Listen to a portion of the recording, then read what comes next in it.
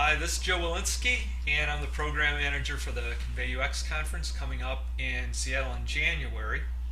And I've having the fortunate time to be able to speak to many of the presenters who will be at the conference, and I'm talking right now with Dan Saffer. Hello, Dan.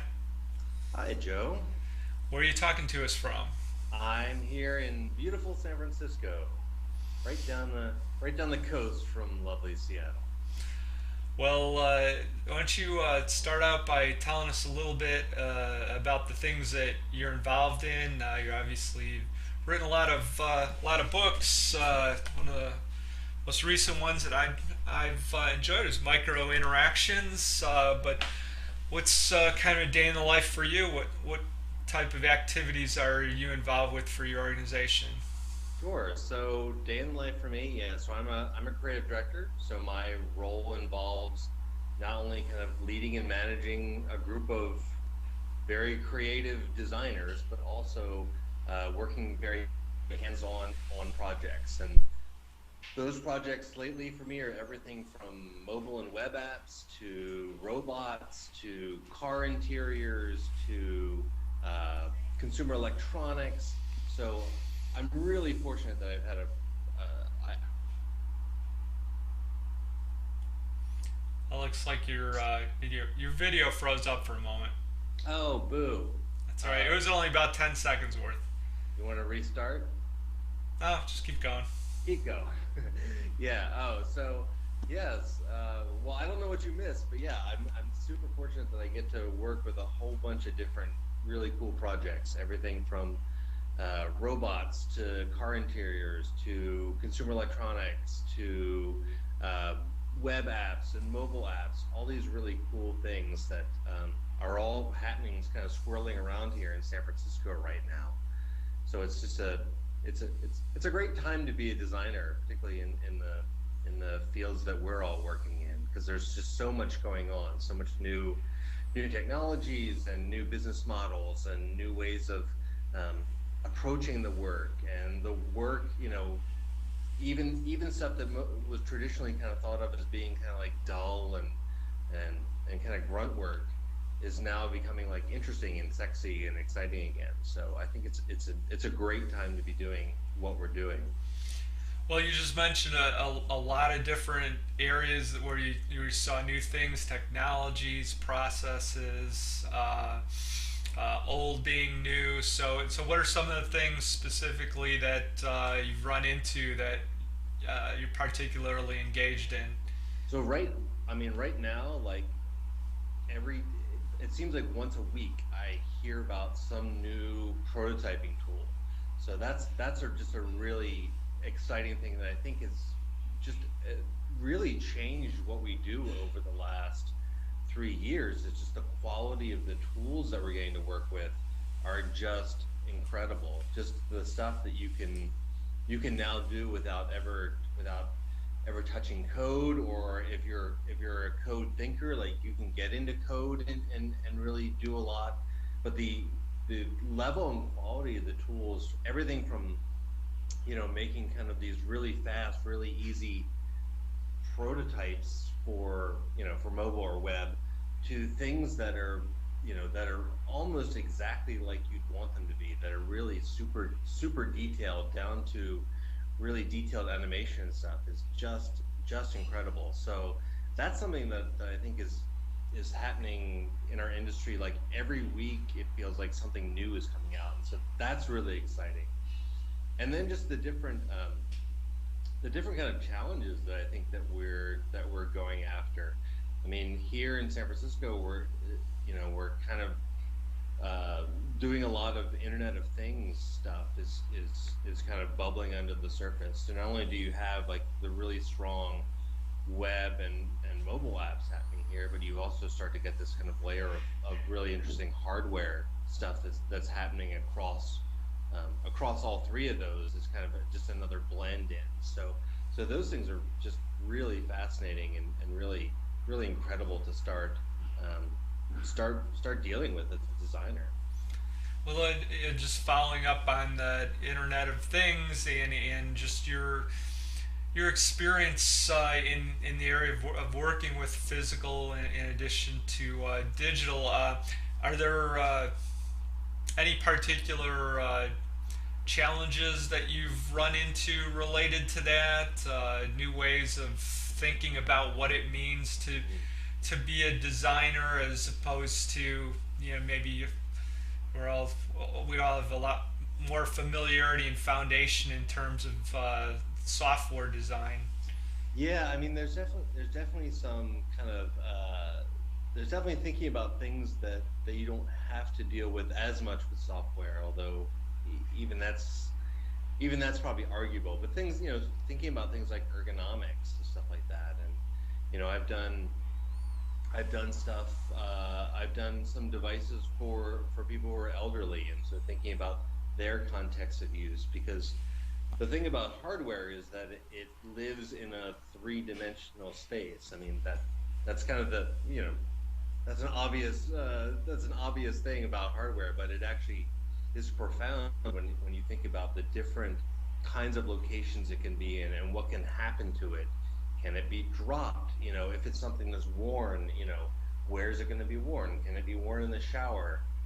Is this material gonna rub people the wrong way? Is that button too small? There's a million little things around hardware that are just I mean, just and fixing mistakes is like, oh my goodness.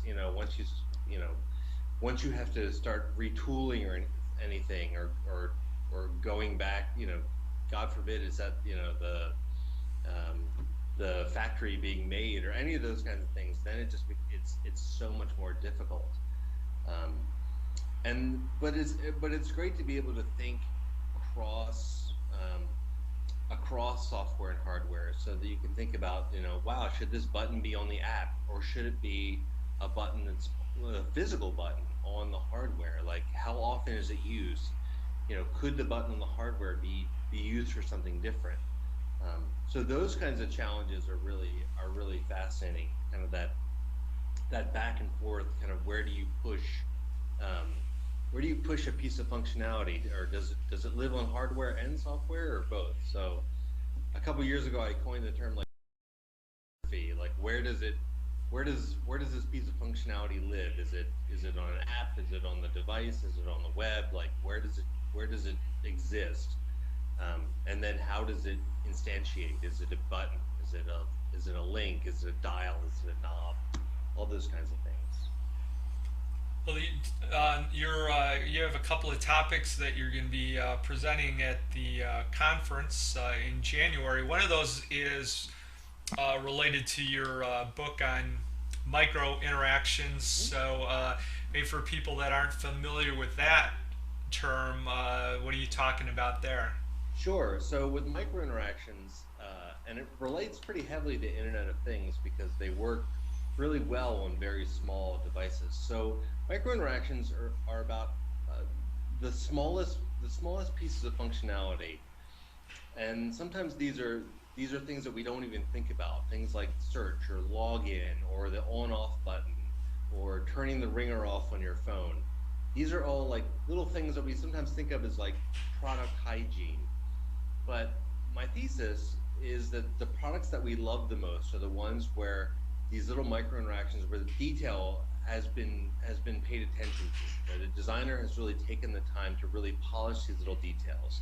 And it's all these little small things that can really make a kind of mediocre product, or just one that's just okay, into something that's really great.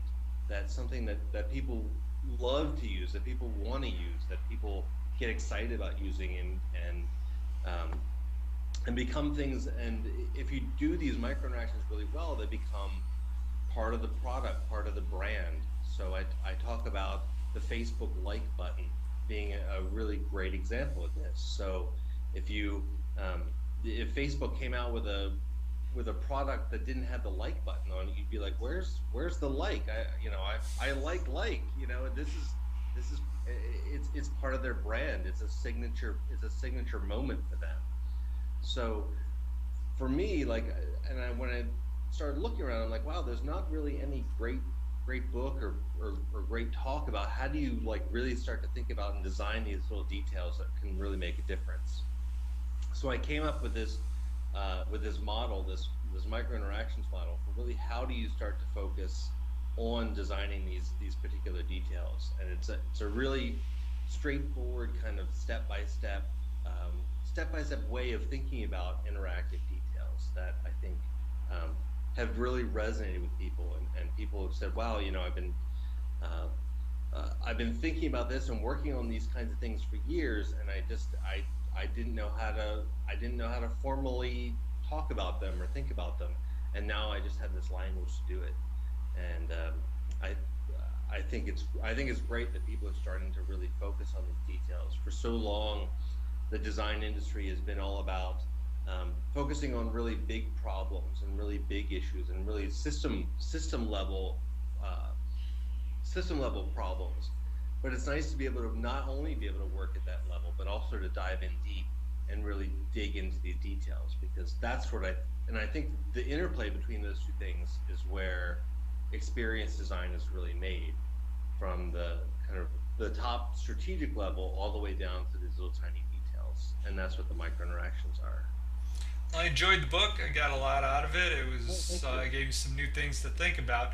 And you'll be at the conference. You'll be able to sign books for people that have their own copy of that. Your other presentation is maybe a little bit more on the thought leadership side, and that topic is practical creativity. Kind of what's the theme there? The theme there was basically I got to the point where, and this is a brand new talk for me.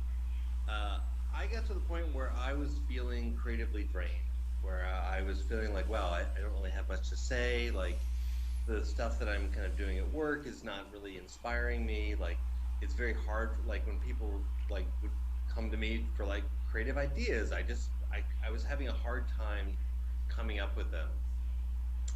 And I was like, wow, there has to be a way to start thinking about like how do I refill that creative tank? How do I start those juices flowing again, and start to be able to respond, create, to when it's necessary for my job to go fill up that bucket of of creative things, and apply it. Like how do I start to do that? How do I start to think about that? How do I create basically a creative practice for my life?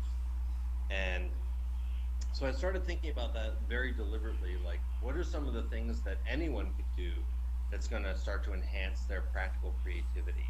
When when something comes to you and says, "Hey, we have this problem," like, what are the resources that you can use inside yourself to kind of draw that out, and start to apply them to these problems that are coming at you, that usually aren't things of your own creation, which is why I call it kind of practical creativity. It's stuff that's coming from the outside that you have to find a creative solution for. And as designers, we do this all the time. So I've come up with a number of different kind of practices that I think are really important for anyone working in the creative field to start to apply to their work, just so when those moments come, and they always do, of you needing to be creative, you've got this full tank of creativity fuel that you can then use whenever it's required. So that's what this talk is about.